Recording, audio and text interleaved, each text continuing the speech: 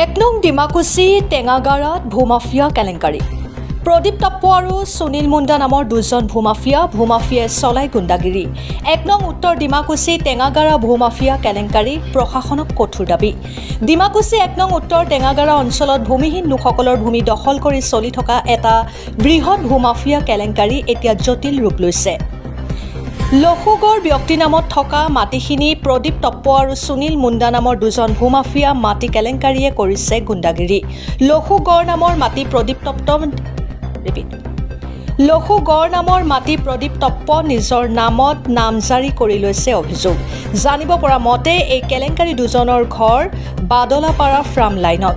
স্থানীয় লোকসকলে অভিযোগ উত্থাপন কৰি কয় যে কেইজনমান প্ৰভাৱশালী ব্যক্তি ভূ অধিকাৰ নথিপত্ৰ নথকা লোকসকলৰ নামত থকা জমিজাল নথিপত্ৰৰ জৰিয়তে দখল কৰি আছে। এই সন্দৰ্ভত স্থানীয় ৰাইজে একগোট হৈ প্ৰশাসনৰ ওচৰত কঠোৰ ব্যৱস্থা গ্ৰহণ কৰাৰ দাবী জনাইছে। লোকসকলে কয় যে বহু বছৰ ধৰি সিহঁতে অহা যোৱা কৰি খেতি বাতি কৰি থকা জমি এতিয়া ভূমাফিয়াৰ চকুত পৰিছে। মাটিৰ স্বত্বাধিকাৰীয়ে লাখৰো গড় কয়, আমি জীৱনটো এই মাটিত খৰচ কৰিলোঁ, এতিয়া এই মাটিক নিজৰ বুলি লিখাই লয় বুলি ভাবিও বৰ দুখ লাগে। প্ৰধান দাবীসমূহ হৈছে জাল নথিপত্ৰৰ তদন্ত, দখল কৰা ভূমি পুনৰুদ্ধাৰ, অভিযুক্ত ব্যক্তিসকলৰ বিৰুদ্ধে ফৌজদাৰী ব্যৱস্থা, স্থায়ী ভূমি অধিকাৰৰ সুৰক্ষা নিশ্চিতকৰণ। স্থানীয় সংগঠনসমূহে এই সন্দৰ্ভত গঠনমূলক আন্দোলন আৰম্ভ কৰিছে আৰু কেলেংকাৰীৰ গোড়ালিটো উলিয়াই আনি দোষীসকলক শাস্তি দিয়াৰ দাবী কৰিছে। প্ৰশাসনে এই বিষয়ে দ্ৰুত তদন্ত নকৰিলে বৃহৎ প্ৰতিবাদৰ হুঁচিয়াৰি দিছে ৰাইজে। পানেৰীৰ পৰা নবীন চবৰৰ ৰিপৰ্ট, অৰুণোদয় আছাম। আমি গম পোৱা নাই, দেউতাই কৈ আছিলে তামুক লৈ আছিলে, মালিকেও গম নাপায়, আমি গম নাপাওঁ। সেইগিলাই আহি পালে ক'ত দেউতাক লৈ যায়। দেউতাই এদিন কৈ আছে কিবা আহিয়ে থাকে বাৰে বাৰে। মই দেউতা সুধছো, দেউতা কি বাৰে বাৰে আহি আছে, যিমান মাটি ভেজাল, আমি গম পোৱা নাই, কি হ'ব? আমাৰ ল'ৰা ছোৱালী কি খাব, আমি কি খাম? দেউতা ক'লে নাই মইতো গম পোৱা নাই, সুধিব লাগিব ক'লে। তাৰপিছত দেউতাক ভোট ID কেইটা লৈ গ'লেহি। তাৰপিছত মাটি খাজনা কেইটা সেইগো তাতে আছে দুটাই। পিছত দেউতাক কৈছে, এতিয়া দেউতা কান্দি আছিলে দেউতাই। তাৰপিছত মোৰ মালিক সুধছো, এদিন তাক কান্দি আছিলে। তাৰপিছত ক'লে নাই তাক মাতি আনিম। তাৰপিছত মই কৈছোঁ তাই মিটিং চিটিং কৰা, ভালকে কৰিলে হ'ব।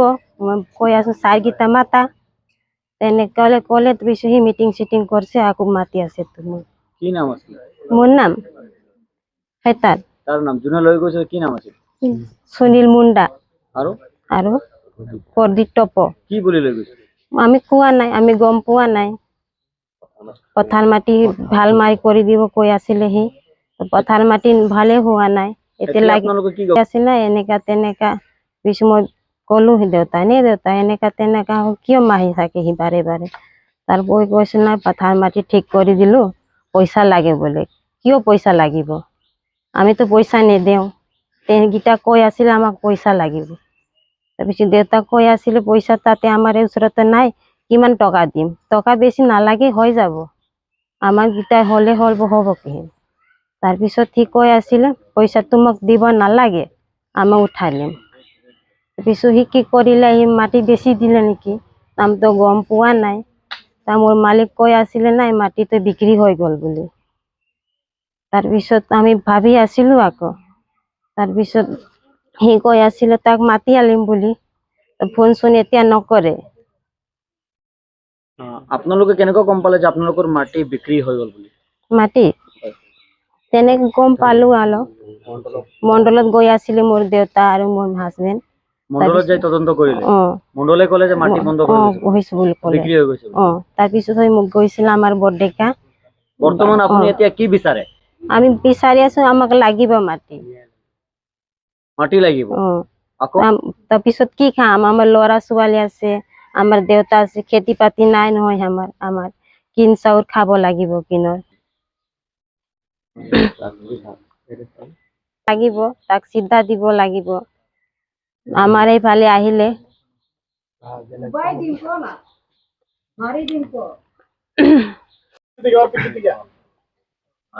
কি हुआ है मैंने विषय में उधर प्रदीप टप्पो सुनील मुंडा हमें घर आए थे। तो বলেল আর ও বাপকে তো মাটি ঠিক করে দিব। তখন ঠিক করতে লিতে রহে তখন হিয়া মাঝে মে খুঁটি মার দিলে। পিছে মই গম পাই কি জনে মারলে।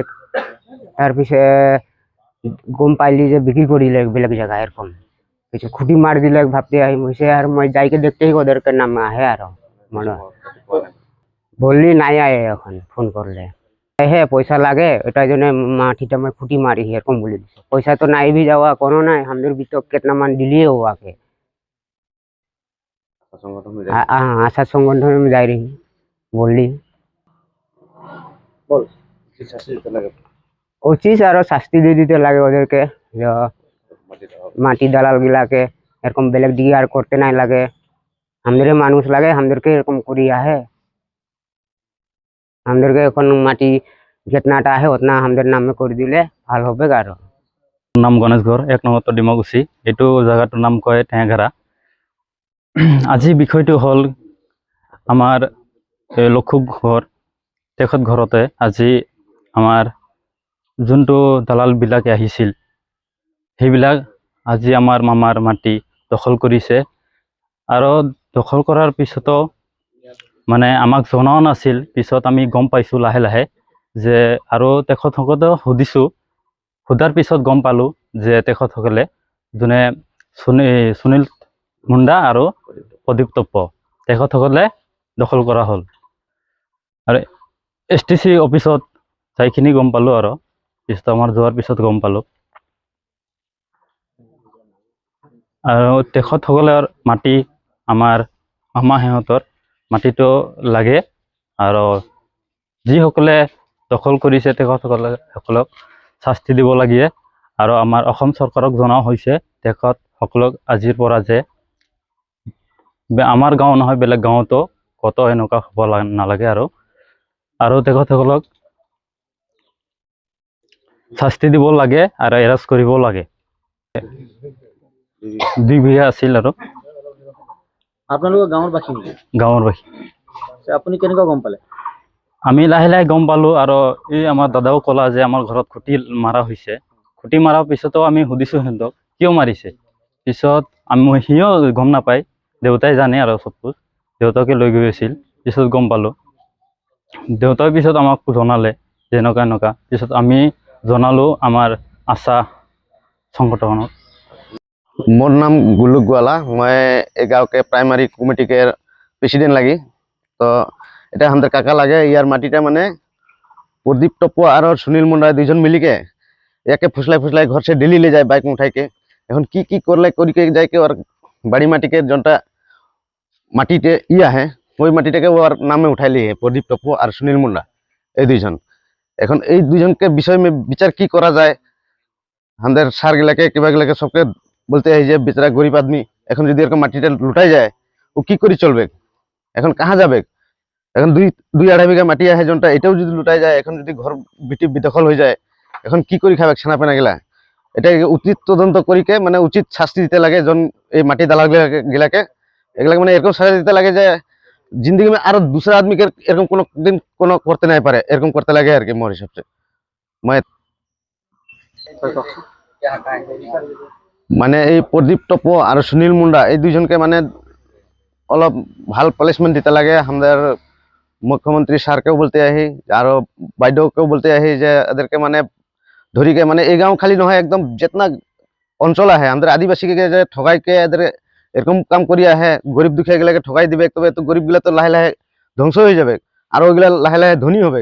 তো এগুলাকে মানে একদম ভাল সাজা দিতে লাগে এদেরকে মানে যাতে কোনো গ্রামে ঢুকে এরকম কাম করতে নাই পারে। আর কি হয়েছে? হয়, নমস্কাৰ জোহাৰ।